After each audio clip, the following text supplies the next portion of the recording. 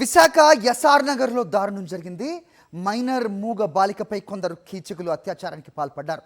మద్యం మత్తులో మూగ మైనర్ బాలికను ఇద్దరు కీచకులు పొదల్లోకి తీసుకెళ్లి ఈ దారుణానికి ఒడిగట్టారు. బాలిక తల్లిదండ్రుల ఫిర్యాదుతో ద్వారకా పోలీసులు కేసు నమోదు చేశారు. ఇద్దరు నిందితులను అదుపులోకి తీసుకున్నారు. రైట్, ఇదే ఘటనపై అప్డేట్స్ మా కరెస్పాండెంట్ నరేష్ అడిగి తెలుసుకుందాం. నరేష్, చెప్పండి, ఏమైంది విశాఖకి? ప్రతిరోజు ఏదో ఒక క్రైమ్ తాలూకు అప్డేట్ మనం చూస్తున్న పరిస్థితి.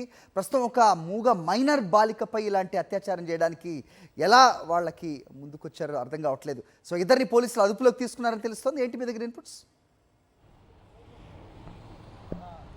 హరి, విశాఖపట్నంలో ఏదో ఒక మూల మైనర్లపై అరాచకాలు రోజు రోజుకు పెరిగిపోతూ వస్తున్నాయి. అయితే ఎటు చూసినా సరే పోక్సో కేసుల సంఖ్య పెరుగుతూ వస్తున్న తరుణంలో ద్వారకా పోలీస్ స్టేషన్ పరిధిలో ఈ ఘటన చోటు చేసుకుంది.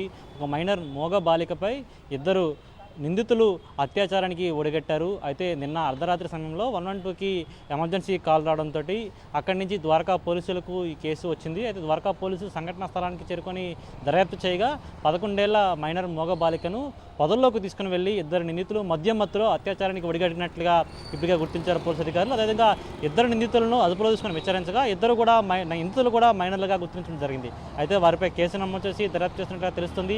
ఈ ఘటన ద్వారకా నగర్ పోలీస్ స్టేషన్ పరిధిలో చోటు చేసుకుంది.